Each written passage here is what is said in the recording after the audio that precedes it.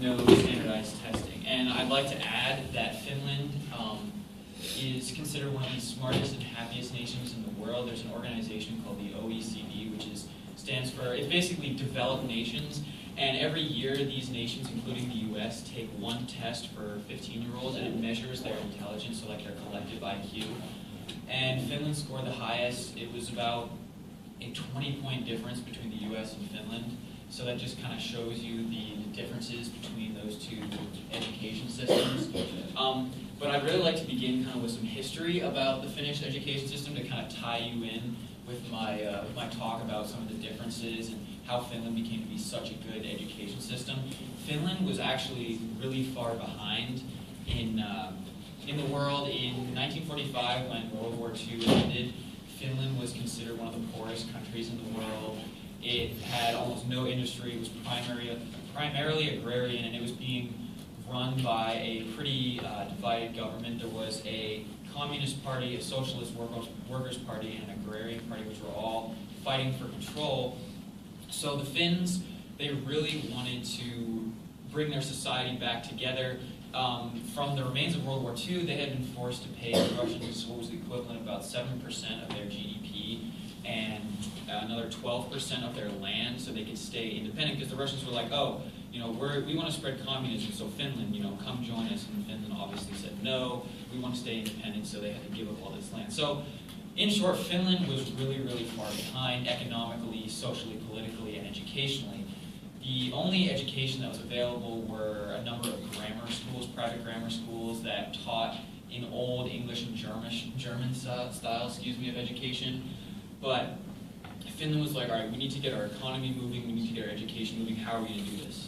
So they chose, instead of a lot of countries, instead of investing in infrastructure and factories, they chose to put all their funds in education. As one prime minister quoted, they made an investment in increasing productivity rather than the necessary social cost of maintaining industrial society. So Finland chose to invest all of its funds into education rather than, like the US is doing now, like we're doing now, paying to keep an industrial society moving through welfare programs and such.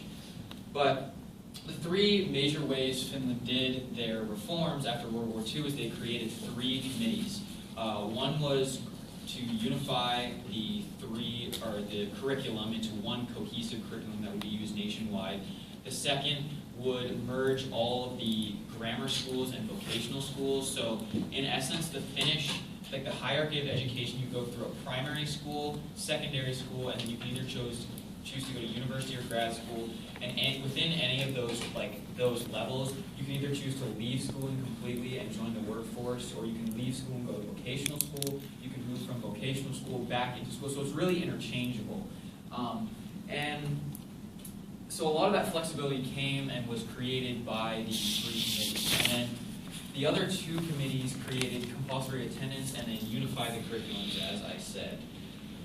But the main focus of their goals for educational reform wasn't just like the curriculum and the mandatory attendance and the unification of schools. Finland really focused on getting an adequate teaching staff so that they really could function, like the schools could function with autonomy from the central Finnish government. So Finland, their government really doesn't regulate their schools at all, because obviously there's no standardized testing. They leave the learning of their students in complete control of the professors, and they trust their the teachers. But each teacher in Finland is required, even a elementary school or pre-K teacher, they're all required to hold at least a master's degree and receive at least 3 years of government training, and this is all free, I would like to add.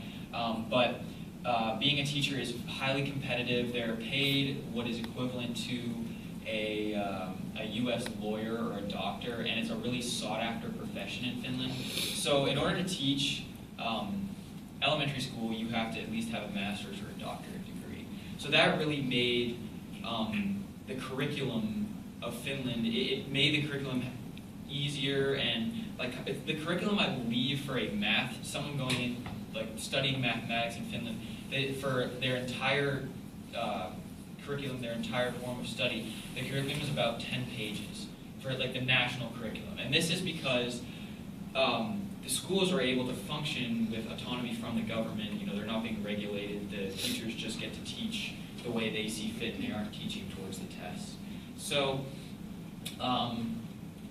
so that's that. And there are a few other differences of the education systems that I won't get into, but mainly it's the standardized testing, no grade level, and not teaching for the test. So you're probably wondering what this has accomplished for Finland. At this point, Finland is also considered one of the most economically successful nations, as I said before, one of the happiest nations and one of the smartest nations. And they accomplished all of this with a country that had been poorer than the US about 60 years ago, that had had 3 political parties fighting for control of the government, and had been overrun by World War II. And now this country that had been so far behind the US is now way ahead of us. So I think it really goes to show that with education, when you invest in education, you will get out a large or a good product. But I hope this speech was informative, and that's all I have, so thank you.